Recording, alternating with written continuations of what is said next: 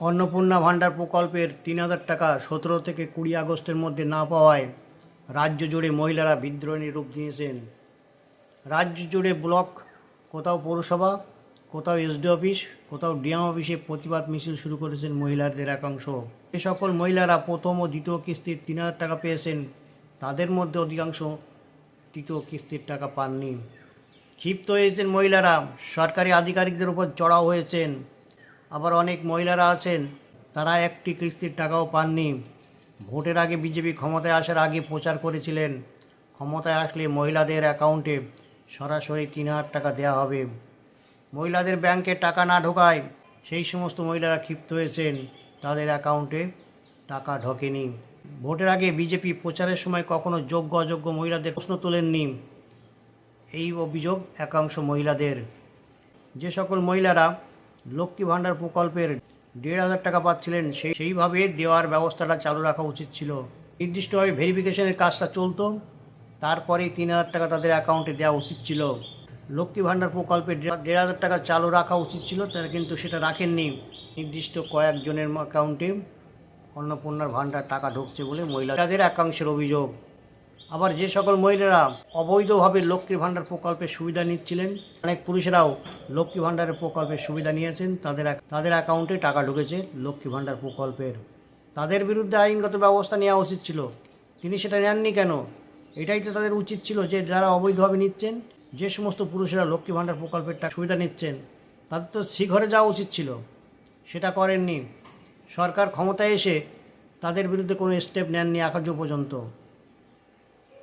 অন্নপূর্ণা ভাণ্ডার প্রকল্পের status check করলে অধিকাংশ মহিলারা দেখতে পাচ্ছেন হয় রিজেক্ট, কারও প্রসেসিং। এই নিয়ে বিতর্ক শুরু হয়েছে। সেই চাপ পড়ছে কাদের উপর? সরকারি আধিকারিকদের উপর। তারা অফিসে বসে নাজেহাল হচ্ছেন। গ্রাম বাংলায় প্রচলিত একটা কথা আছে, ফাটা বাঁশের মধ্যে পড়েছেন সরকারি আধিকারিকরা। সরকার এক এক সময় এক এক রকম নীতি চালু করছেন, আর সেই সমস্ত নীতি পালন করতে গিয়ে সমস্যায় পড়ছেন এই সরকারি আধিকারিকরা। বিজেপি নেতা, মন্ত্রী, কর্মীদের কাছে আমার অভিযোগ, বলুন তো, কৃষক বন্ধুর টাকা আর পিএম কিষাণের টাকা, এটা তো দেওয়া উচিত ছিল, কেন দেওয়া হয়নি এখনও পর্যন্ত? বহু কৃষক এই পিএম কিষাণ বা কৃষক বন্ধুর উপর নির্ভর করে চাষাবাদ করেন, সেটা বন্ধ। খোঁজ নিয়ে দেখুন আপনারা, সারের দাম কত হয়েছে। প্রতিটা সারের দাম প্রায় ৫০ টাকা কেজি। এত দাম দিয়ে তাদের সার কিনতে হচ্ছে, ফসল ফলাতে হচ্ছে। কজন সফল কৃষক আছেন? খোঁজ নিয়ে দেখুন। আপনাকে সেটা খোঁজ নিয়েছেন? খোঁজ নেননি।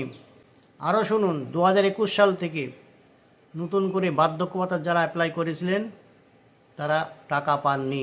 কেন পাননি? এটা তৃণমূল সরকার ক্ষমতা থেকে ২০২১ সাল থেকে ২০২৬ বার্ধক্য ভাতা তাদের দেওয়ার ব্যবস্থা করেননি। যে সমস্ত মানুষদের ৬০ বছর হয়েছে, তারা বার্ধক্য ভাতা পাওয়ার জন্য আবেদন করেছিলেন ২০২১ সালে।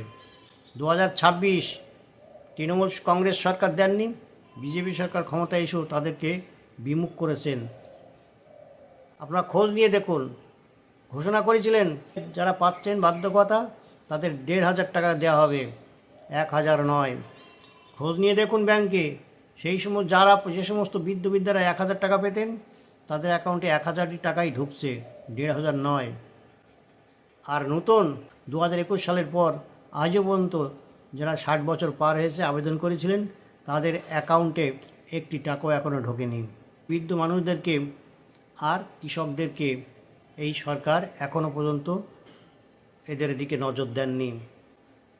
কৃষক এবং বৃদ্ধদের প্রতি সহানুভূতিশীল নয় এই সরকার। যেমনটি ছিলেন তৃণমূল সরকার শেষের দিকে, আর ঠিক তেমনি বিজেপি সরকার ক্ষমতায় এসে এই বৃদ্ধা আর কৃষকদের প্রতি নজর দেননি। তারা বঞ্চিত হয়ে রয়েছেন। খোঁজ নিয়ে দেখুন।